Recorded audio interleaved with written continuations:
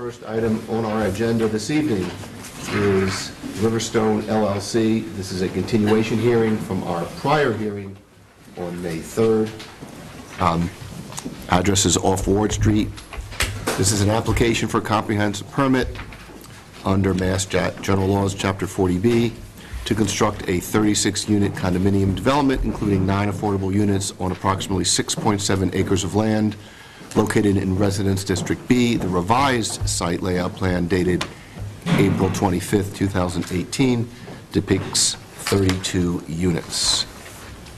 Who's here for the applicant this evening?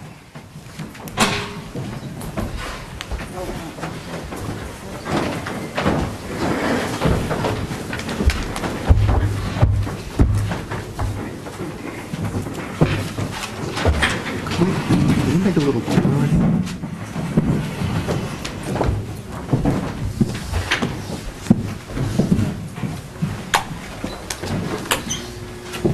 Good evening. Good evening. My name is Warren Baker. I am counsel for the applicant. With me are Brad McKenzie from McKenzie Engineering and the principal of the applicant, Brian Murphy.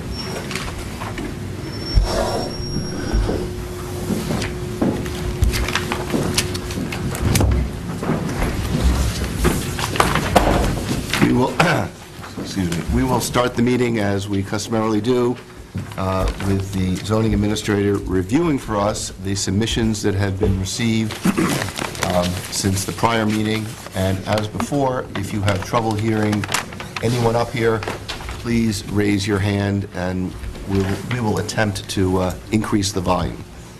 So with that, Emily, if you could review what we've received. Okay, materials submitted on behalf of the applicant include a response to engineering peer review prepared by Susan Spratt, PE Project Manager, and Brad McKenzie, PE President of McKenzie Engineering Group, Inc., or MEG, dated 5/16/18. The response includes the following enclosures: a revised pre- and post-development HydroCAD analysis for design point 3, revised sheets C2 and C3 prepared by MEG, revised through May 1st, 2018. A memorandum from Susan Spratt, PE MEG, to Patrick Brennan, PE of Amory Engineers, the board's peer review engineer, dated May 1st, 2018, and responding to comments dated April 26th, 2018. With respect to that final document, I just note that Attorney Baker, during the last hearing on May 3rd, had indicated that MEG had submitted a response to Patrick Brennan directly. I confirmed with Mr. Brennan that he had not received a response from MEG in advance of the May 3rd hearing, nor had he received the referenced response until this afternoon. I'd also note that the electronic document we received is dated April 26th, but again received May 16th. We also received from the applicant a check to replenish project peer review account, the project peer review account. The check was received on May 11th, and in response to a request from staff, which included peer review cost estimates from both the board's traffic engineer and the board's civil engineer. Materials submitted by representatives of the board or the town include draft conditions dated May 4th, 2018, that incorporated comments raised by the board during the May 3rd, 2018 hearing, as well as the board's response to Riverstone's waiver request dated May 4th, 2018, and again updated based on the May 3rd, 2018 board review. Materials received by abutters and members of the public include from Ellie Hickey, submitted on May 11, 2018 via email and received because of the weekend on May 14, 2018, a copy of the opposition of defendants to plaintiff's motion for preliminary injunctive relief in the matter of Ann C. Mullen and Joyce A. Bethany, plaintiffs versus Viking Lane LLC and Riverstone LLC defendants. And that's it. Counsel, is there anything in addition that the applicant has submitted prior to this evening? I just want to make sure that her list is complete. I think her list is up to date, yes. Okay. Also, I'll comment on, I was led to understand that Amory Engineering had received an email of what I represented at the last meeting. So they're just double checking for it, but that was what I understood, so that's why. Okay, so I had Emily check. We had not, this board had not received the May 1st correspondence, and Anne Marie had also not received it according to the information that we've got. So if you've got something different, that would be helpful. Well, I know, I thought that the response itself, and Brad, correct me if I'm wrong, but I thought the response had gone out this afternoon before, this afternoon. Oh, right. I'm talking Okay, about the item that's dated May 1st. Yeah. Had not been sent on May 1st and was only received by anyone on this side as of today. Understood. I'm checking with staff. I thought we sent it out on May 1st, so I'm checking on that. Okay, thanks. So at the last meeting, the board had proposed certain conditions and responses to the waivers, and so under the regs, they would be the waiver denials for the project. And after extensive hearings and discussions, the board believes that its proposed conditions and waiver denials are well-grounded, invalid, and important local concerns such as health, safety, environmental, design, open space, and planning concerns that may properly be considered by the board under Chapter 40B. And at the prior hearing, we asked the applicant to consider whether it agrees with the board's proposed conditions and waiver denials, or whether the applicant does not agree to the proposed conditions or waiver denials because they would render the project uneconomic. And at this meeting, I would ask for the applicant's response to that. I thought that the most appropriate way to respond would be to take the format that was provided to us at the last meeting, add additional comment with regard to the applicant's response and rationale. So I have a number of copies of those, and I did the same, pretty much the same thing with the proposed conditions, that the proposed conditions was there, in addition, I put the applicant's response following that, so that one could follow it directly. So may I? Please. Excuse me.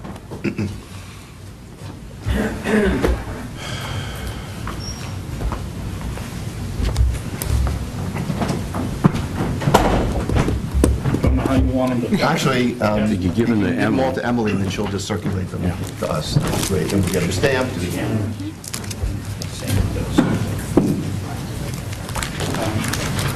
You have a copy for yourselves. No, I was looking for the back of it.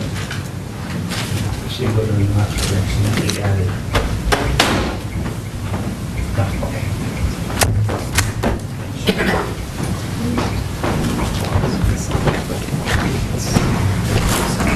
So before we review what you sent, the question is really a yes or no. If you agree with the conditions, then we don't even have to go through this. So do we have an answer in terms of a yes or a no, and then we can go into the details as to why? No. So no, you do not. Okay, you do not agree with the conditions and the waiver denials. It says, this looks like, and these are the same. Okay, got it.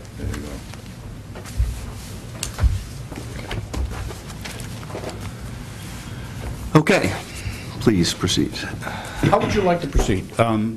One of the issues here, of course, is the fact that when looking at the requested waivers and also with the proposed conditions, the applicant looks at it and responds, particularly with regard, and we have, by the way, some responses that say we do not believe it's jurisdictional, or we have some responses that we've already satisfied it, and many responses, for example, in the waivers, we agree that special permit conditions, et cetera, we talked a little bit about that before. Sure. So you'll see some of those, and believe it or not, we do have some conditions where we say yes.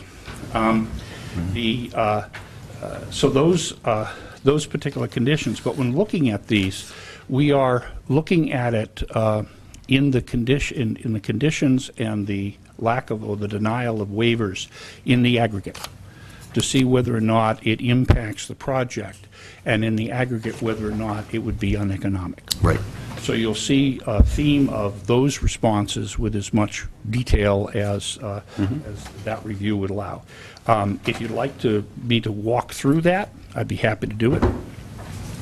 I think it would be helpful to get a high level, because we do want to take the time to digest this. Understood. But what are the issues that would render the project uneconomic from your perspective, from the applicant's perspective? As we looked at the combination of the lack of waivers coupled with the conditions that were proposed, the net effect would basically be to contract the project and, for all intents and purposes, remove more than half of the units proposed. Okay.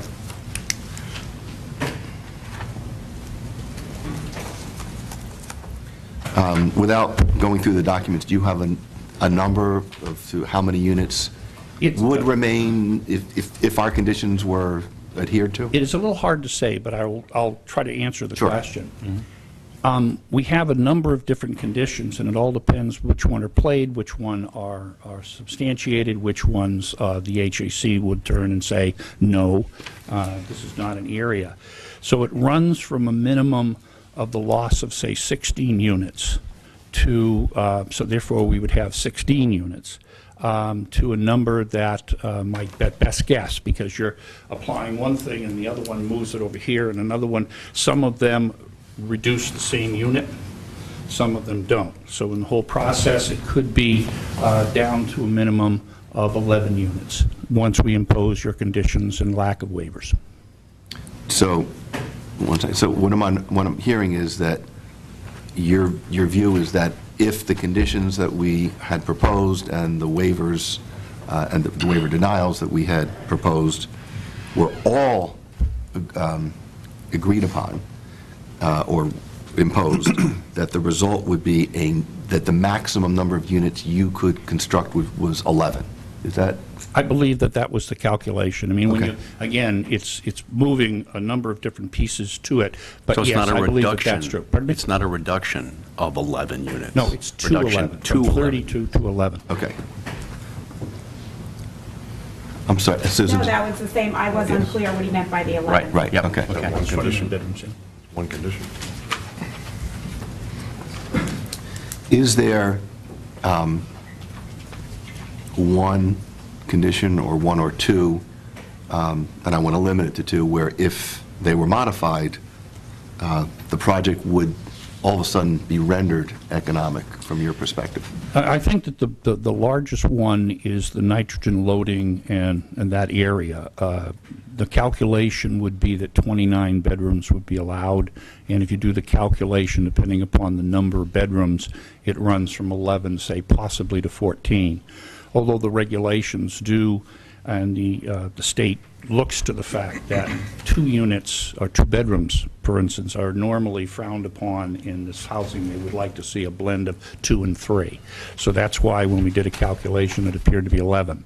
So that condition alone would bring it down to the 11. If we ignored that condition, or the condition was not applicable as we believe, then I believe that the number is more like a reduction of 16 units, leaving about 16 if we applied all of the other conditions. So, to rephrase this and tell me if I got it right, is imposing the nitrogen loading conditions is a net cost of 5 units, going from 16 down to 11. I suppose you could look at it that way. Well, If looking you at it that- imposed it, we would have 11 in right, total. and if we removed it, you'd have 16. Most likely 16. Right, so that the net effect is the 5 units. Okay. But I look at it, obviously, the net effect is Sure. is obviously 20, 1. Would it be possible to look at that condition specifically? Because I recall that there was in the alternative that perhaps Pat could describe, that I do not believe would limit the number of projects, but still would provide The number of treatment. units, okay. Yeah, would provide treatment of nitrogen So to if you could address direct the us local to concern. that condition. That's in the conditions section. That one starts on page 19.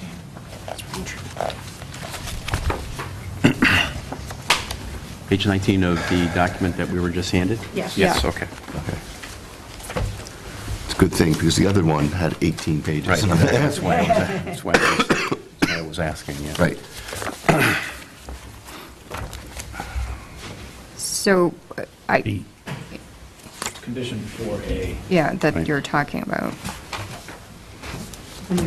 But then B would, B is the alternate, where we're asking that they provide a denotifying system in lieu of the nitrogen loading based on lot area. So, as an alternative in compliance with C4A above, the applicant should provide an advanced treatment denitrifying wastewater disposal system, which shall provide a level of treatment which would limit concentration of nitrate nitrogen in groundwater to 10 milligrams per liter at the project property boundaries. So, which of these alternatives were you looking at when you looked at the nitrogen loading restriction? The first response was the application of the maximum daily sewage flow. Which is, okay, so that's 4A. That's 4A, Okay, agreed. yep, okay. That was the one we concentrated on. We believe also that the alternative, Right. A is not required by the law. And the second thing is the fact that its cost would render it uneconomic. We did not do a calculation of, if we did that, whether or not the units would be allowable, or greater number of units, up to 16 now, okay, would be allowable, and the additional cost, but the combination of the other, or the aggregation of the other conditions in terms of setbacks, in terms of a number of other kinds of issues that had been brought up, the width of the streets, and you keep on going with each one of those, would bring us down to 16. So we are at the point where the project is so restricted that it would make it impossible to build. Joe, can I just ask Sure. a question? I'm sorry, this is just a more generic question about this document. I just know, I see that in some places there's applicant response and there's some narrative, but next to each of the highlighting, there's numbers. Like, for example, next to wastewater disposal, A44, A45. I don't know if those are embedded notes or what those refer to, or... Good question. Okay. And it's probably blaming my inadequacy with the automatic, when you do the Okay. changes, et cetera. Those highlights, I believe, are highlights that were shown when there is a comment that is not shown on the side, but indicated that there was a comment. I believe all of the comments are Oh, yours. no, you're right, that makes sense. They relate to comments that were in the margin. Okay, I was just trying to figure out how to read the Yeah, document. Okay, instead of yep. trying to delete those, I said, you Yep. know what they are, leave them. Okay, that makes I got It it. was indicated as comment. I got it, thank you very much. Yep. So what... So you're saying it's unaffordable, that's the debate, that's the debate. We believe as conditioned or as proposed, it would be uneconomic, Yeah. yes. yeah. But, just so we're clear, the treatment system, if that was imposed, would not limit the number of units, but it would be the cost of building it. That would add to the conclusion that the aggregation of one and another Right. would get to the point under the definition of the regulations as uneconomic, yes. Did you associate a specific cost with the treatment plant? Not in the context of this, because the first one says you don't have enough units to build it. So in the second one, when we look at 16, we can only build if we have the other ones. So this one, instead of saying we were doing an analysis of that in of itself, I think that analysis would be made if the number of units and the other conditions moved it back up to 32, then it becomes a relevant analysis.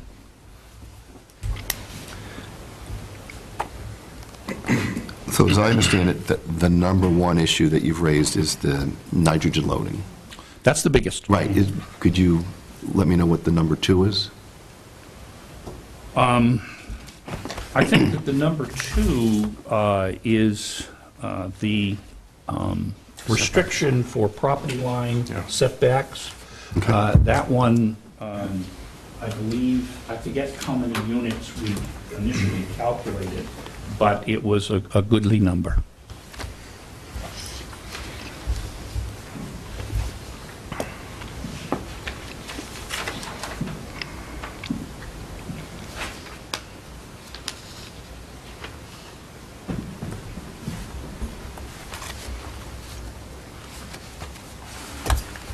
Joe, Mary, do you have any other questions on this?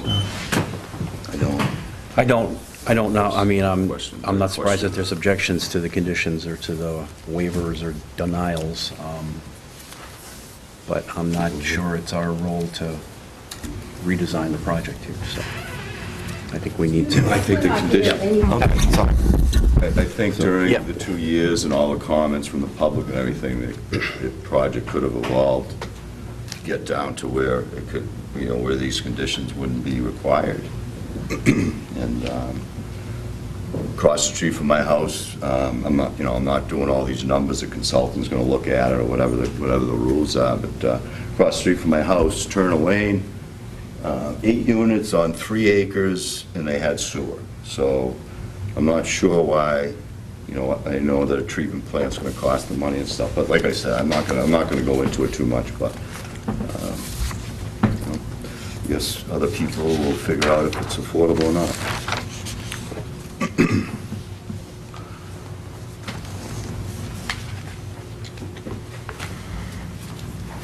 Got anything? Nope. I'm good. Do you see any way to modify your project, the applicant's project, so that it would work given the conditions and waiver limitations that we are recommending? Our analysis found it very hard. I mean, we had looked at this project, obviously, initially, we designed it one way. We moved it down a number of units. We've redesigned the roadway. I think we've attempted to try to hit those things. But I think that the imposition of the local rules, okay, as strict as that imposition is, limits our ability, in large part, because of the wetland area and a number of other issues, so that it restricts it so much that we're down to those numbers that I had indicated. So I'm not quite sure how to do that without relaxing the waivers and relaxing some of the impositions that we believe are not, that local concerns will not withstand the need for affordable housing. Okay. So, excuse me.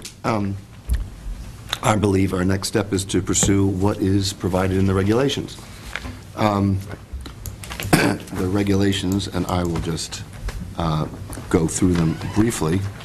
This is section 56.05, I believe it's subsection 6, which provides that a board may request to review the pro forma or other financial statements for a project only after the following preconditions have been met. First, other consultant review has been completed, which it has at this point.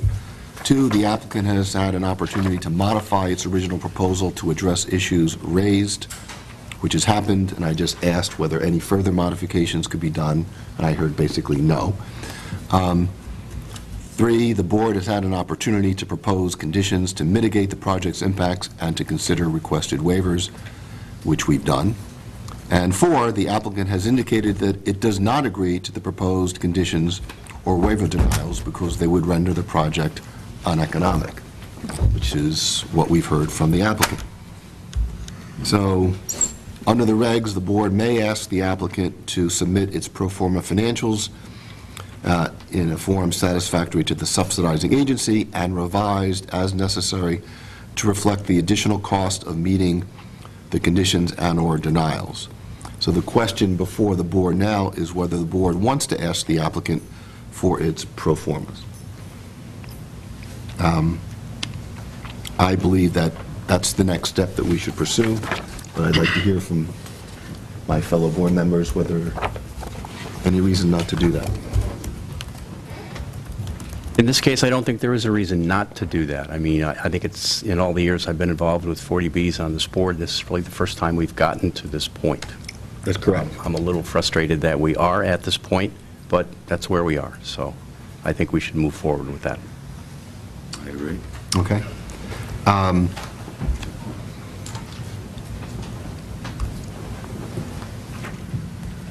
The next question is, assuming that we do want to proceed and get the pro formas, do we want those pro formas reviewed by a consultant?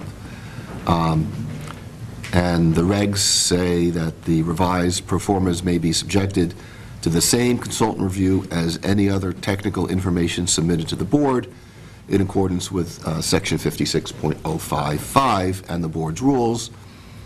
The board may then use this information to decide whether to adapt or modify its originally proposed conditions and/or denials. So I think if we get the pro formas, we should request some assistance to have them reviewed.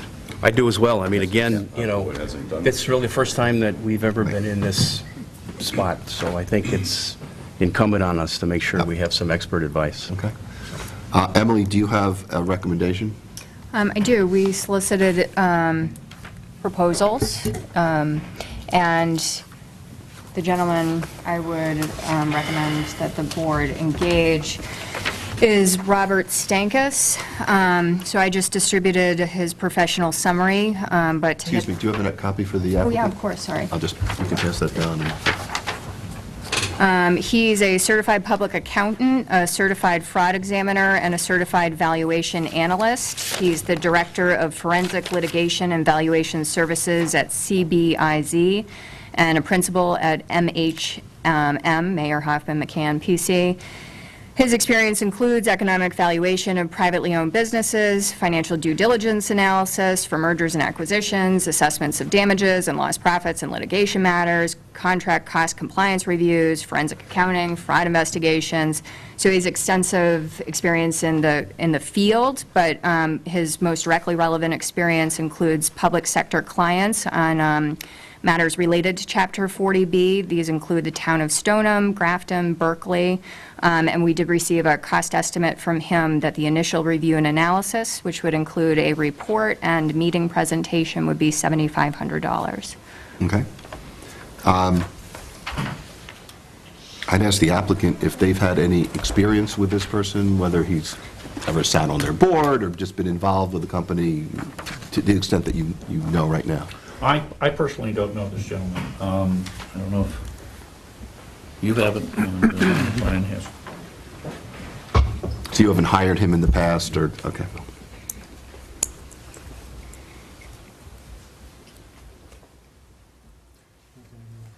Okay. Okay. I think the amount that you've given us, $7,500, from my experience as an attorney, that seems like a very reasonable amount. And I would be inclined to want to move forward with this person. Do you have a thought on that?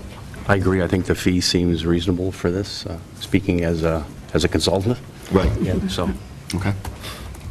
You look like you're about to...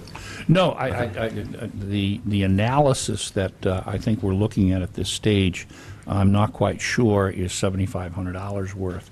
Particularly in my experience, we're talking about a pro forma, and we're talking about some adjustments with regard to the lack of units and the conditions that's imposed. And so I haven't worked with this, I haven't vetted them, I would have to certainly take a look at it, but it seems a little hefty for the analysis that needs to be made. I just offer that he's done this work before, and so his cost estimate was based on his direct prior experience reviewing pro formas for 40B development. But I would just encourage you to submit the most complete and accurate information possible, and I think that, that would lead to a lesser cost. So to put that a little differently, it would be our task to manage this so that it's done in stages. And if we've accomplished what we want in an early stage, you don't have to spend the money, we wouldn't have to spend the money for the later stages. Is his estimate based on time and materials, or does he look at this as like a lump sum? In other words, It's time. it's time based and on materials, his- so, yeah. so. materials, it's time. Right, we're- time. So it could be less. He could complete the job for less than the amount. Yes. Correct. Okay, so I think the next step for us would be, first, for the board to vote whether or not to request the pro forma from the applicant, and I think we should have a time so that we can continue with the schedule that has been agreed upon.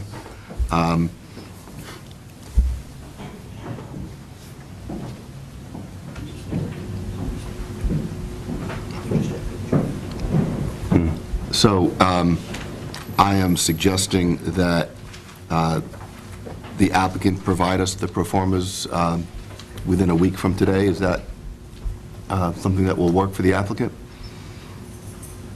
Counsel? Yes, I heard the question, I'm sorry. Oh, I'm sorry.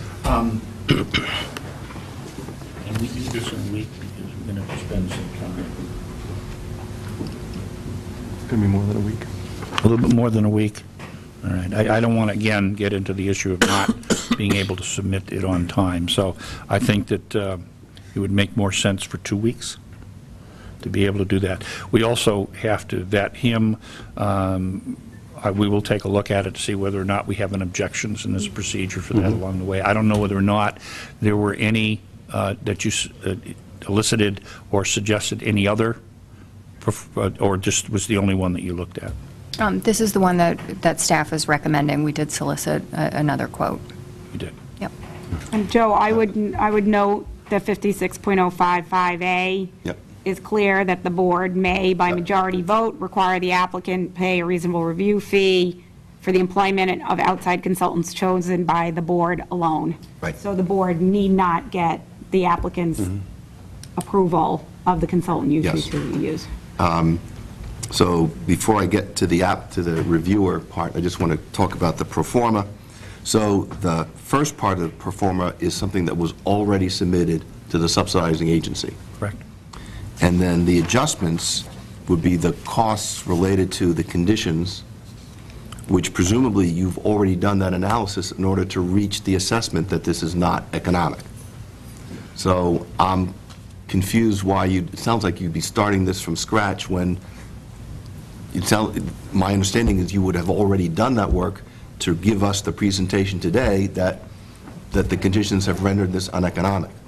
Well, I think that there's a level of degree that's important here. When you're talking about cutting a project in half, all right, it doesn't take long to, and if we look at the regulations and we look at, for example, many of the questions about let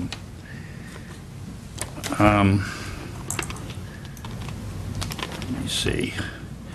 Since 40B and 760 CMR 56, the conditions need only to render the project uneconomic in the aggregate.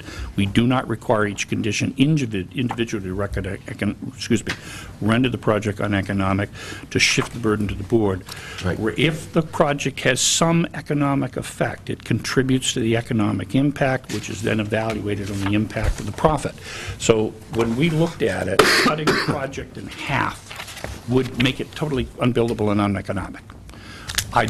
We don't need to do that. I think that if we're going to be having this and we look at it and we just say it's uneconomic, I'm anticipating that you would want some more information with regard to if we don't have this building and the cost of this, et cetera. That is another level beyond the issue of uneconomic, because I can easily get there. But the exact precise numbers do take a little bit more time. So Yep. It's just not a matter of we've Okay. already done it. It's not true. Okay, I mean, and the point of the exercise is for this board to decide whether it should adopt what we've done, what we've recommended, or modify them, modify the proposed conditions and waiver denials. And so we do need that level of detail. You're right. Yeah. Excuse me. So in terms of the way we had anticipated this working is that we would get the pro formas within a week and then engage the consultant so that we can meet the ultimate deadline of closing the hearings. I would say that if we cannot get it within a week, I would be amenable to saying 2 weeks, but I'd like to get an extension on the back end by that additional week.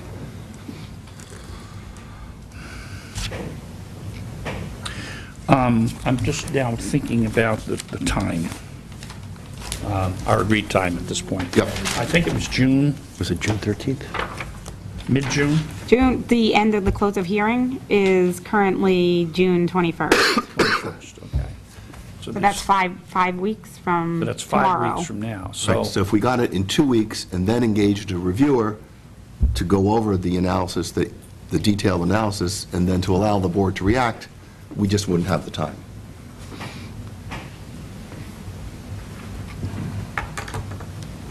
So I think if you could get us the performers within a week, we could keep to the schedule. If you want to push it out for another 2 weeks, and I understand why you want to do that, I'm just saying that we would want the back end pushed out by another week as well. I understand the request. I think what we need to do is I need to meet with the client to go over the economics of each one piece so that we can decide. I think we can respond tomorrow. I don't know that I can make the answer tonight. This board will be voting this evening and imposing deadlines. So if we, and I don't think we're coming back tomorrow for another meeting. So if you wanted to take a couple-minute break to have a sidebar conference, that would be perfectly acceptable. But the board will need to act this evening. Okay, I understand. Would you like to take a little Yes, break? why don't we take a few-minute break so that we can, Okay, so it's now 20 of. Is quarter of enough, or do you want more time? quarter of will be. Okay, Okay, 5 minutes. Great. 5-minute recess.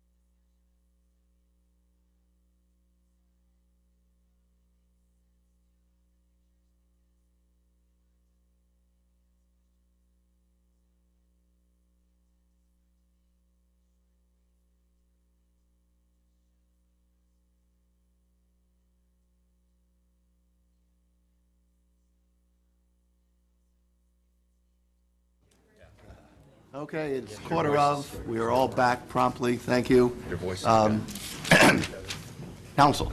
We have talked about this a little bit, but the difference obviously is doing it quick and doing it right. Yep. And doing it right is better for all, including us. Agreed. And 1 week, I'm afraid getting all the numbers, getting the things we need to do some of the specifics with today's issues, today's prices, the other things. And, the project was originally designed and performed a number of years ago. Yes. So that has, and the project has changed a little bit with regard to that. So the performer needs to have some work done it. So I think it'd be smarter to respond in 2 weeks and extend the last hearing deadline by that 7-day period. So I think if it's the 21st of June, that would move to 28th. So that would make sense. You have a form. So then we're talking about a response on May 30th, is that correct? Which is 2 weeks from today? I'm sorry, what day? Oh, okay. What day? Wednesday. So Wednesday, May 30th would be 2 weeks from today for when they would get the performers to us. Would it be possible to do the Tuesday, by any chance? Monday, I think, is a holiday. Okay. So now we've got less than Yeah. the 2 weeks. I would request that if we could have it at the end of the day on Wednesday. We're not having a meeting on that day. Well, or are that'll we? be the next part, which is, I think the board would want to have a meeting to receive it, just to make sure that we're all, Okay. the meeting so- would consist of you handing it to us. Understood. And we would need to have the meeting, so if something right. happens, we could respond. All right. So we're talking about the 30th. What time does the office close on Wednesday? 4:30? So, Question, if we're having the meeting at, say, 7, delivering at the meeting? no, because You want it we by wanted to 4:30? close the business so that, in fact, we'll be able to prepare for the meeting. Okay, all right. We can do that. Right. So, and I should ask my fellow board members if the 30th of May they are around. I am. Exactly. What time do you want to do it? Would it earlier be better or later? We could do earlier. It doesn't I- matter that night, yeah. Do you want to keep it at 7, or do you want to do 6? I think 7 would be better for me. That's a real short week for me at the office, Okay. and I'm going to need the time, so. So May 30? Right.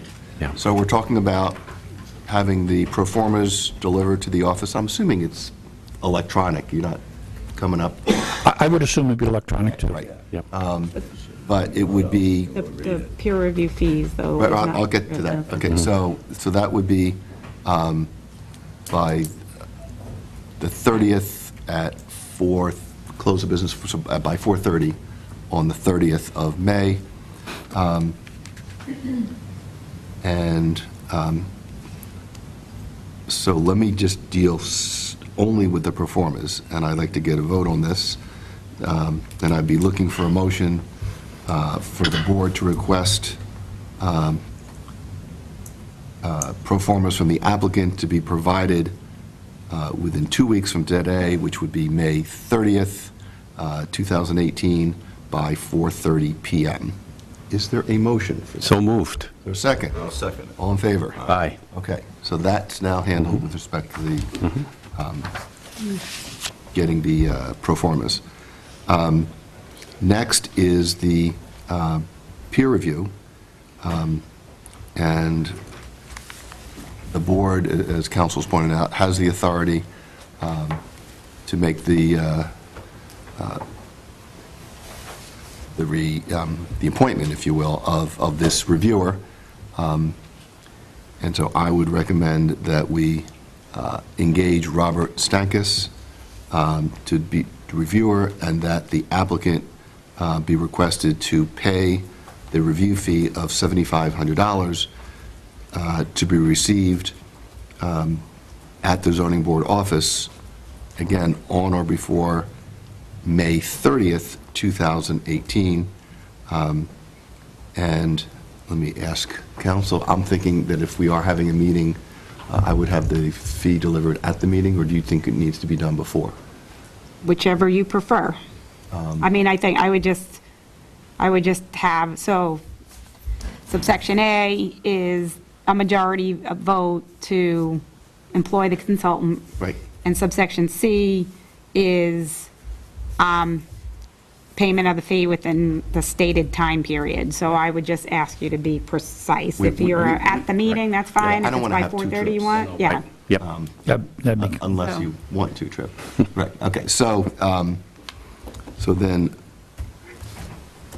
I don't think we need to have separate motions on that. I would recommend a single motion, and I would ask for a motion that we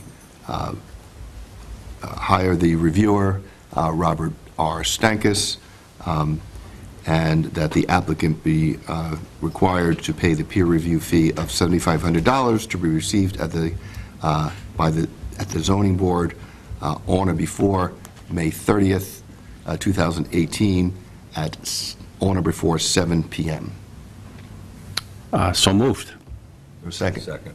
All in favor? Aye. Okay. And then,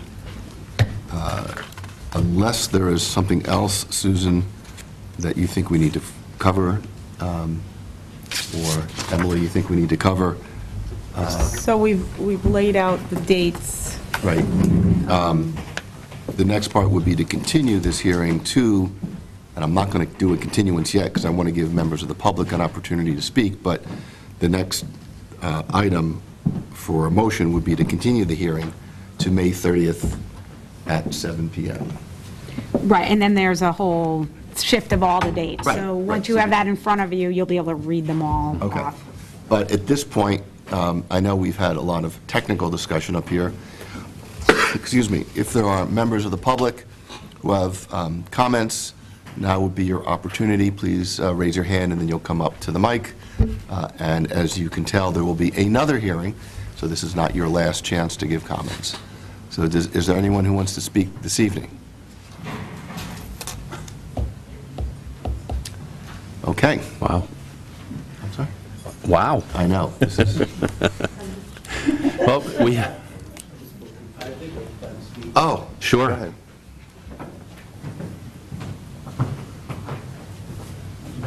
You may want to raise that. Highly technical for me. Yeah, there you go. Again, for you said 48 Ward Street, yes. and I'm just curious here to what I hear.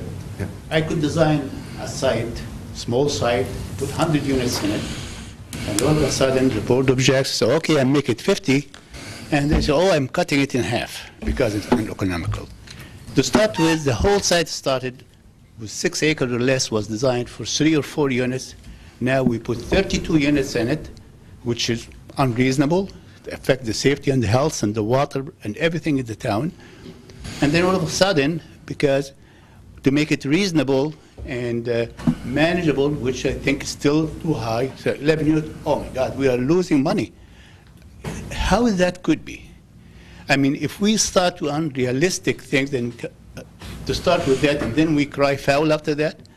So it's, I still don't understand it really, and I wish the board would take a stand on that. Thank you. Thank you. Thank you.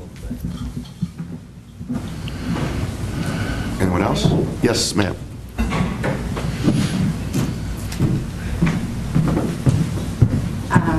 Lisa Taylor, 16 Autumn Circle. I just have a question about economical. What is the definition of that? Like, who determines what is deemed economical, not economical? Like, just like, I'm assuming it has to do with profit, but I just would love to know more about what exactly that means, and I'm sure other people. We'll probably get more into that We will, but next week, but are they limited to 20% profit still? So at some point, we'll have a consultant who will be able to explain this better than I can, because I am not a That's the valuation mathematician. specialist? Is that the Yes. consultant? Okay. But uneconomic, just to give you a definition out of the regulations. Okay. Means a condition imposed by a board in its approval of a comprehensive permit brought about by a single factor or a combination of factors to the extent that it makes it impossible for a limited dividend organization. Is that what you're under, right? You're Correct. not a public agency or nonprofit, right? So it makes it impossible for a limited dividend organization to proceed and still realize a reasonable return in building or operating such project within the limitations set by the subsidizing agency on the size or character of the project. And substantially without, so then there's other, with respect to rentals, which this is not a rental. Obviously, it's not very clear. Department of Housing and Community Development has issued very detailed guidelines, which the subsidizing agency, in this case, it's Mass Housing Finance Agency, their subsidizing agency that issued their project eligibility letter. So that agency is required, and in reviewing pro formas, the board's consultant will be required to go by very specific guidelines as to how all of those numbers are evaluated to determine the potential profitability of a project. And so It is something more tangible. That's Yeah. kind of what I'm, Yes. like, I feel like we've had a lot of gray area discussion. This is Yes. specific. So it's Yes. going to be specific, and Okay. basically, if we impose conditions that preclude the applicant from being able to earn with a reasonable rate of return, which is defined in the regulations, then it renders the project uneconomic. And Okay, that's- okay, thank you. Yep. That was, a I'm great sure there'll be question. more Yeah, information but down that- the that's road, great. but, okay. Yeah. Yeah, there are standards, so. Do you have anything else you wanted to submit this evening? I do not. Do we have the proper form signed for the dates? Oh.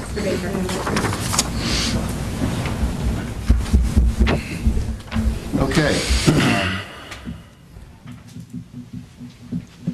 So then I'm going to ask for a motion that continues this hearing to May 30th, 2018 at 7 p.m., that acknowledges that the public hearing has been extended, the deadline, to June 28th, 2018. The deadline to render a decision in this matter would be August 7th, 2018, and the deadline for filing that decision would be August 21st, 2018. So do I have that motion? So moved. A second. Second. All in favor? Aye. Aye. This hearing is continued to May 30th at 7 p.m. We have other items that we want to cover, so if people want to leave, just leave quietly, please. Oh, I guess so. Did you want to go over, you had other items on? No? No. Oh, okay. No minutes, sorry.